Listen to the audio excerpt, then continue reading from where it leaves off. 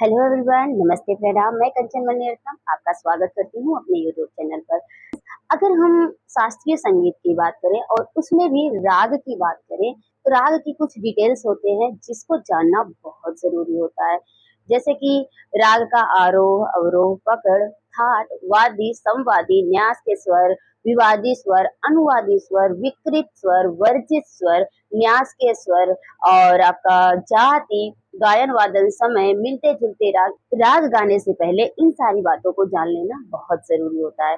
वैसे बेसिकली कि जब आप राग सीखना शुरू करते हैं, आप अपने गुरु के पास कुछ, मैं सबकी बात नहीं कर रही हूँ, लेकिन कुछ गुरु ऐसे हैं जिसको मैंने भी फेस किया हुआ है कि कुछ गुरु ऐसे होते हैं कि राग में आरोह अवरोह पकड़ लिखवा करके वो गाना सीधे शुरू कर देते हैं और गवाना शुरू कर देते हैं बच्चों को कि हाँ चलिए, मान लीजिए एग्जाम्पल के तौर पे राग भैरव है, तो राग भैरव का आरोह अवरोह पकड़ लिखवाया और वो गाना शुरू कर देते हैं।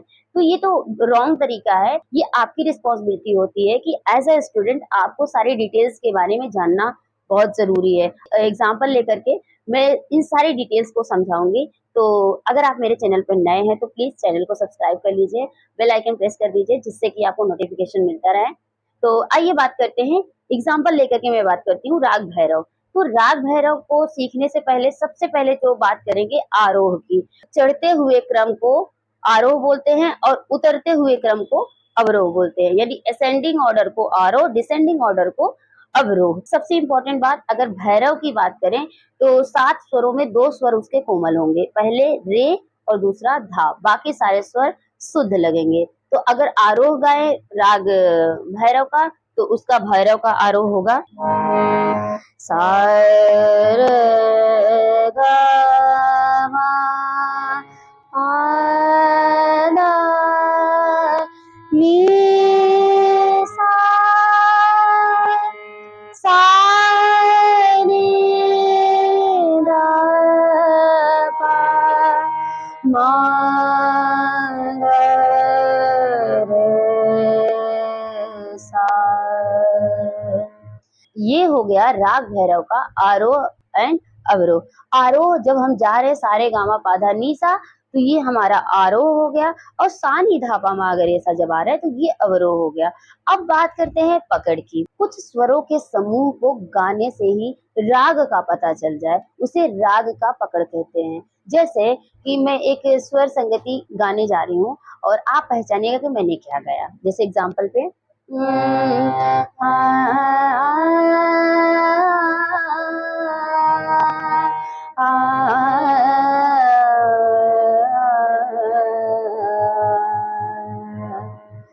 आई होप आपको समझ आ गया होगा। मैंने गाया गा मा धा धा पा गा मा रे सा। तो ये जो हमने गाया ये राग भैरव का पकड़ है। तो यानी कि इसको गाते ही भैरव का स्वरूप निखर के आ जा रहा है। ये जो स्वर संगति हुई ये हो गई पकड़। अब बात करते हैं थाट किसे कहते हैं, वो मैंने अपनी वीडियो में बता रखा है, मैं लिंक डिस्क्रिप्शन में दे दूंगी, तो आप वहां पे जाकर के थाट के सभी प्रकार के बारे में समझ पाएंगे और जान पाएंगे। लेकिन मैं यहाँ पे बताऊं, अगर राग का थाट पूछे कि राग भैरव का थाट क्या है, तो राग भैरव का थाट भैरव है। भैरव मतलब भैरव में कितने स्वर लग रहे हैं? 7 स्वर लग रहे हैं। थाट भैरव में 7 स्वर लगते हैं और उसमें रे और धा कोमल होते हैं। थाट भैरव से ही राग भैरव निकला हुआ है। जैसे कि थाट से ही राग का जन्म होता है और थाट को रागों का जनक कहा गया है। हिंदुस्तानी शास्त्रीय संगीत में मेन 10 थाट होते हैं। इन्हीं 10 थाटों से अलग अलग रागों का निर्माण होता है। वादी स्वर की बात करते हैं तो किसी भी राग का वादी स्वर किसे कहते हैं? राग में सबसे ज्यादा प्रयोग किए जाने वाले स्वर को वादी स्वर कहते हैं। राग भैरव का वादी स्वर है धा। कोमल धा जो है इसका वादी स्वर है। जब इसको हम आरोह अवरोह पकड़ गाएंगे, स्वर विस्तार करेंगे, स्वर और अलापचारी करेंगे, इन सारी चीजों में जो धा होगा वो बहुत ज्यादा प्रयोग किया जाएगा। जैसे एक इसको यूं भी कह सकते हैं बोलचाल की भाषा में, वादी स्वर राग का राजा स्वर कहलाता है, मतलब सबसे ज्यादा यूज होता है। अब बात करते हैं इसके बाद कि संवादी। संवादी स्वर किसे कहते हैं? वादी से कम समवादी से ज्यादा प्रयोग किए जाने वाले स्वर को समवादी स्वर कहते हैं। बोलचाल की भाषा में ये कहे तो इसको स्वरों का मंत्री कहा गया है। जैसे कि राग में स्वरों का राजा वादी है तो समवादी उसका मंत्री हो गया। तो नॉर्मल बोलचाल की भाषा में समझेंगे तो राजा स्वर वादी और मंत्री स्वर समवादी कहलाएगा। यानी कि वादी रागों में सबसे ज्यादा यूज होगा और समवादी वादी से कम। अब आता है अनुवादी। अनुवादी स्वर किसे कहते हैं कि वादी समवादी को छोड़कर बचे हुए जो स्वर होते हैं उसको अनुवादी स्वर कहते हैं। एक स्वर आता है विवादी। विवादी स्वर किसे कहते हैं? वह स्वर जिसके प्रयोग करने मात्र से राग बिगड़ जाए उसे विवादी स्वर कहते हैं। अब राग भैरव का विकृत स्वर हो जाएगा कोमल रे और कोमल धा, क्योंकि ये दोनों कोमल हैं इसलिए विकृत स्वर में कहे जाएंगे। अब बात करते हैं वर्जित स्वर के। वर्जित स्वर किसे कहते हैं? जो स्वर राग में प्रयोग ना किए जाए उसे वर्जित स्वर कहते हैं। जैसे भोपाली को ले लेते हैं, सा रे गा पा धा सा, सा रे गा पा, मा धा सा नी। तो माँ और नी जो है नहीं प्रयोग किए जा रहे हैं भोपाली में, तो ये माँ और नी वर्जित स्वर कहलाएंगे राग भोपाली के राग में। लेकिन हम भैरव की बात करें तो इसमें 7 स्वर पूरे लग रहे हैं, तो इसमें कोई भी स्वर वर्जित नहीं है। अब बात करते हैं न्यास के स्वर। जैसे कि अलापचारी करते समय या स्वर विस्तार करते समय या बंदिश गाते समय जिन स्वरों पे जा जाके रुकते हैं वो राग के न्यास के स्वर कहलाएंगे। भैरव में न्यास के स्वर सा रे पा और धा, ये स्वर जो होंगे न्यास के स्वर कहलाएंगे। अब बात करते हैं कि जाति। जाति किसे कहते हैं? आरोह और अवरोह के संख्या को हम काउंट करेंगे, उन्हीं संख्या से जाति बनेगी। जैसे कि आरोह में 7 स्वर लगेंगे और अवरोह में 7 स्वर लगेंगे तो 7 को बोलते हैं संपूर्ण। जात के बारे में मैं एक अलग से वीडियो बनाऊंगी और उसमें पूरा डिटेल में आपको समझाऊंगी, लेकिन इन शॉर्ट में मैं यहाँ आपको अभी भी बता दे रही हूँ कि जाति कहते किसे हैं। जैसे बेसिकली जात जो होते हैं वो 3 होते हैं। एक होता है ऑडो, दूसरा साडो, तीसरा संपूर्ण। ऑडो में 5 स्वर लगते हैं, साडो में 6 स्वर लगते हैं और संपूर्ण में 7 स्वर लगते हैं। तो अगर और एक बात याद रखिएगा कि जाति कैसे बनेगी, आरोह अवरोह को मिलाकर ही जात बनेगी।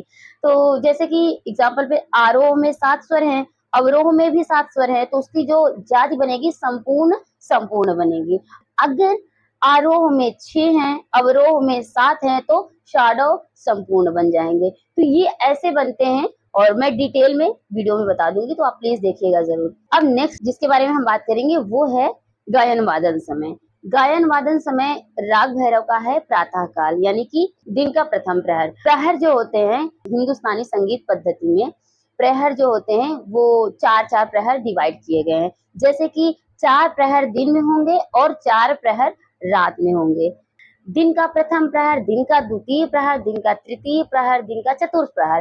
फिर उसके बाद आ जाता है रात्रि का प्रथम प्रहर, रात्रि का द्वितीय प्रहर, रात्रि का तृतीय प्रहर और रात्रि का चतुर्थ प्रहर। तो इस तरह से प्रहर डिवाइड किए गए हैं। अब बात करते हैं मिलते जुलते राग। मिलते जुलते राग किसे कहते हैं?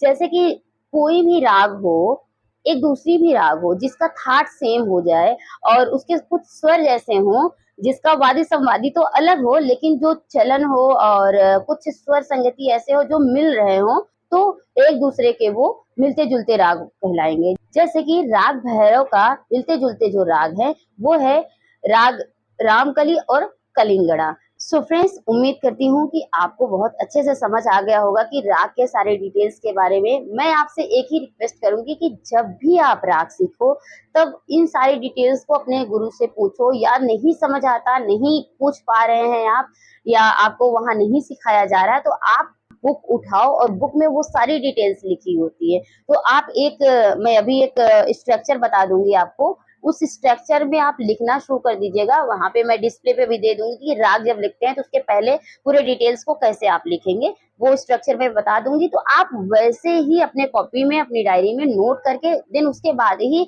आप आरोह अवरोह पकड़ बंदिश और तान आलाप जितने होते हैं वो बाद में लिखिए, लेकिन जो राग के डिटेल्स होते हैं उसको पहले ही लिख लीजिए। उम्मीद करती हूँ आप लोगों को अच्छे से समझ आ गया होगा।